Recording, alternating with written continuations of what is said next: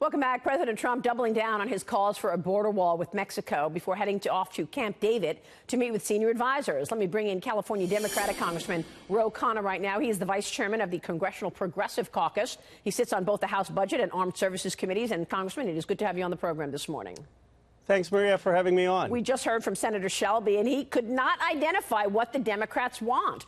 Why will you not vote for a wall?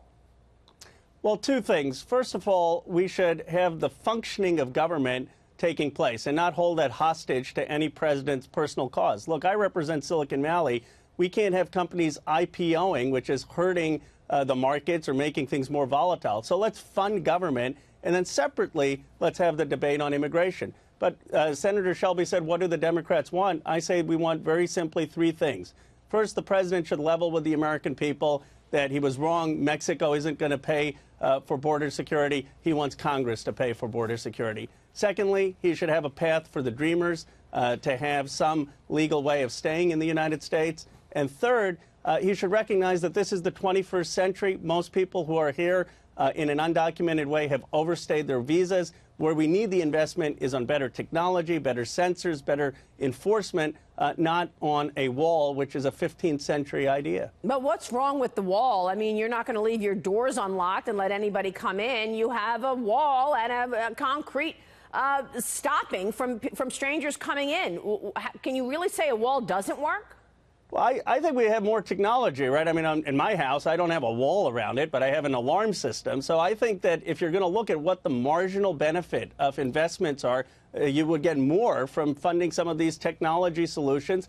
And secondly, a lot of the people who are here in an undocumented way, they came here legally, but they've overstayed their visas, and a wall does nothing to fix that. So the Democrats are for securing our borders. No one believes that we shouldn't secure our borders. We want to do so in a thoughtful way. And by the way, the immigration deal in 2013 that was reached had funding for border security. But first, let's get government back up and running. Let's pay the people at TSA. Let's pay border agents. Let's allow Silicon Valley companies to IPO to help the markets. But, Congressman, honestly, I mean, a lot of people believe this is all about politics. The fact that the Democrats do not want this president to have one more thing to be able to say, I had a promise during the campaign, I kept that promise. Because you mentioned DACA. There was a deal from the president on DACA a year and a half ago, and the Dems said no.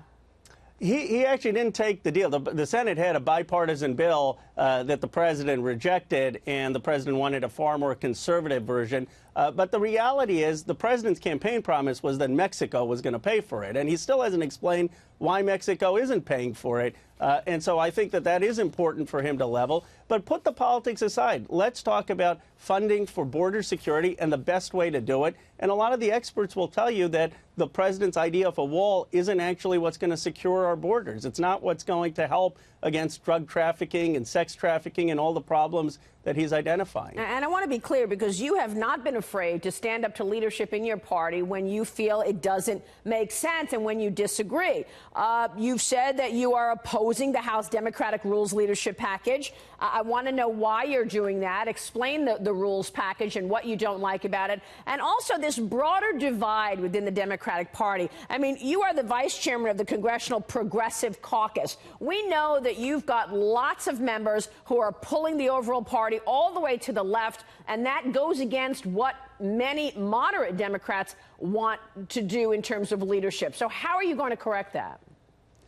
Well, let me answer both questions. First, on PAYGO, which I opposed, what that requires is that the government has to have an offset. Congress has to have an offset for any single piece of legislation. I opposed it because it's bad economics. I mean, in a recession, you need the government to spend, and in a economy that's doing well, you don't need the government to spend as much. That's just basic economics. Anyone who has studied Economics 101 knows that. And that's exactly right.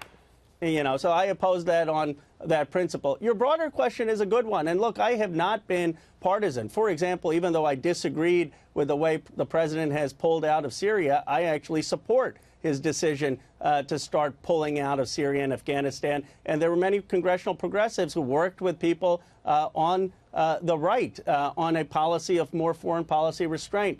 So I don't think that the lines in Congress are always just left, right. I think the question is who's going to have more restraint in foreign policy, and how are we going to have an economic policy that helps working class and middle class Americans? And you may actually see some strange or interesting coalitions to get those policies through.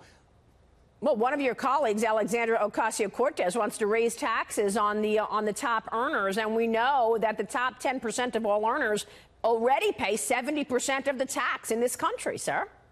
Well, Are you for what AOC is saying? I'm not for her exact plan.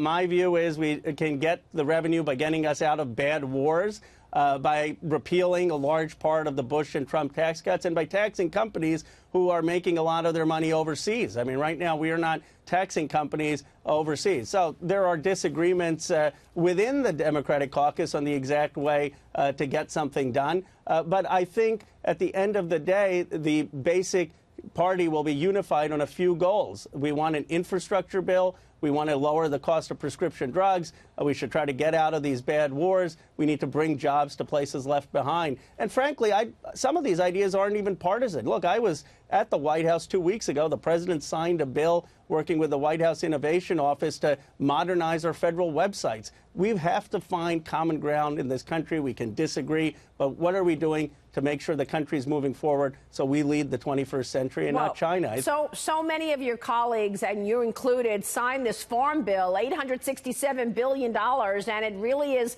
questionable that you can't find $5 billion to secure the borders. This is an ongoing conversation, and we'll continue to have it. Congressman, I hope you'll join us again soon. Thanks very much for joining us. I appreciate it. Appreciate you having me on.